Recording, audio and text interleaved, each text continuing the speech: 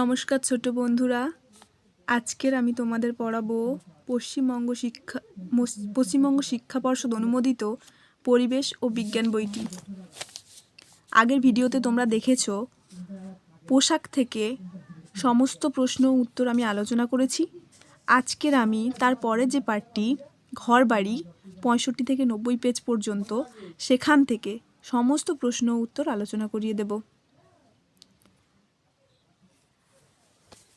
দেখো, প্রথম প্রশ্নটা আছে, বাড়ির দরজা কী রকম চিহ্ন দিয়ে বোঝানো হয়? উত্তর হবে বিয়োগ চিহ্ন। 2 নম্বরে আছে, দেখো, বাড়ির জানালা কী রকম চিহ্ন দিয়ে বোঝানো হয়? উত্তর হবে যোগ চিহ্ন। 3 আছে, আমাদের রাজ্যের ম্যাপে বিভিন্ন জেলাকে আলাদা আলাদা বা একই রং দিয়ে বোঝানো হয়। উত্তর হবে আলাদা আলাদা।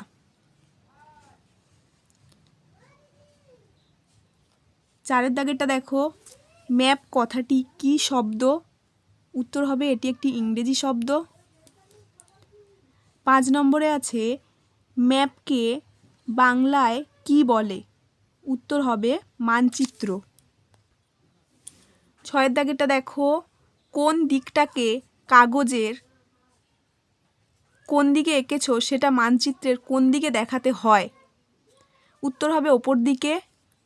7 নম্বরে আছে, মানচিত্রে ওপরের দিকে কোন দিক থাকে? উত্তর হবে উত্তর দিক। 8 আছে, দেখো, মানচিত্রের ডান দিকটা কোন দিক? উত্তর হবে পূর্ব দিক। 9 দাগে দেখো, মাটি ছাড়া আর কি দিয়ে বাড়ি তৈরি করা হয়? উত্তর হবে দরমা দিয়ে, টিন দিয়ে, হোগলা দিয়ে ইত্যাদি। 10 দাগে দেখো, ছিটে বেড়ার দেয়াল কাকে বলে? উত্তর হবে কঞ্চির বেড়া তৈরি করে তার উপর মাটি লেপে দেয়াল করে, তাকে ছিটে বেড়ার দেয়াল বলে। 11 দাগে দেখো, ঘরের চাল অথবা ছাদ কি ধরনের হয়? উত্তর হবে খড়ের চাল, পাতা সাজিয়ে সাজিয়ে চাল করা যায়, টালির চাল, পলিথিনের চাল ইত্যাদি।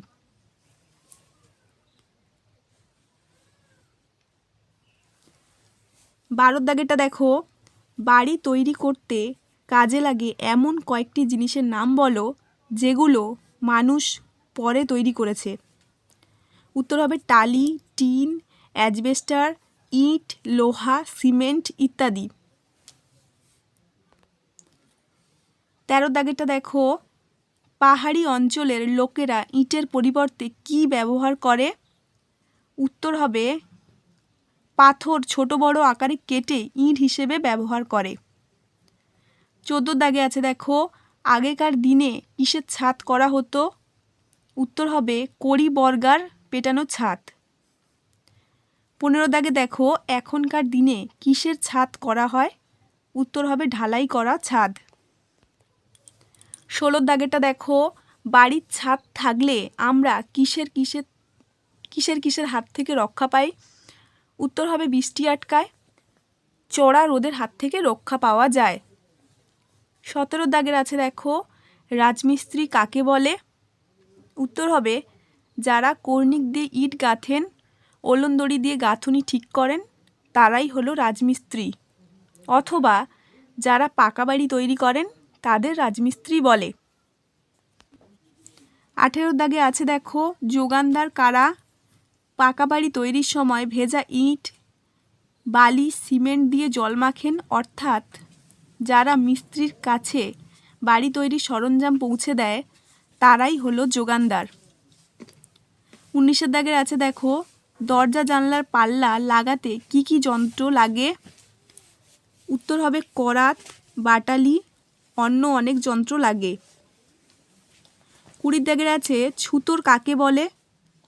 উত্তর হবে যারা কাঠের কাজ করেন তারাই হলো ছুতোর। 21 দাগে আছে, দেখো, বাড়ি তৈরির আগে কি করে নিতে হয়? উত্তর হবে বাড়ির নকশা। 22 দাগে আছে, কিসের কলসিতে গরমকালে জল খুব ঠান্ডা থাকে? উত্তর হবে মাটির কলসিতে।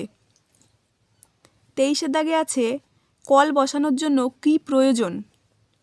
উত্তর হবে কাছাকাছি জলের স্তর আছে কিনা সেটা দেখার প্রয়োজন। 24-এর দাগে আছে ভূমিকম্পপ্রবণ এলাকায় কিসের বাড়ি হওয়া দরকার? উত্তর হবে কাঠের বাড়ি। 25-এর দাগের আছে দেখো,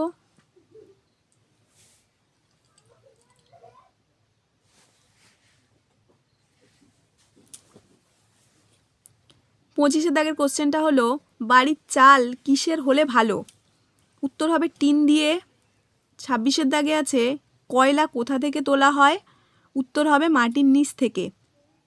27-এর দাগের কয়লা তোলার পর কয়লার খাদ কি দিয়ে ভালো করে বুঝিয়ে দেওয়া দরকার? উত্তর হবে বালি দিয়ে। 28-এর দাগে আছে যাযাবর জীবন কি? উত্তর হবে আদিম মানুষেরা গুহায় কিছুদিন বসবাস করার পর আবার অন্য জায়গায় চলে যেত, এটাই হলো যাযাবর জীবন। 29-এর দাগে আছে আদিম মানুষেরা তাঁবু কিভাবে করত? উত্তর হবে পশুদের চামড়া জুড়ে। 30-এর দাগের আছে কিভাবে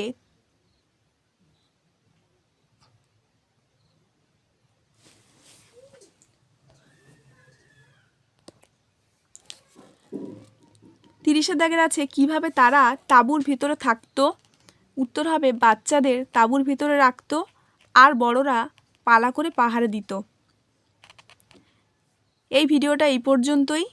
এই চ্যাপ্টারের সমস্ত প্রশ্ন উত্তর আমি বলে দিলাম। যদি আপনাদের ভিডিওটা ভালো লাগে তাহলে আমার চ্যানেলটাকে লাইক, শেয়ার ও সাবস্ক্রাইব করবেন, যাতে পরবর্তী চ্যাপ্টারের ভিডিওগুলো আপনাদের কাছে সহজেই পৌঁছে যায়।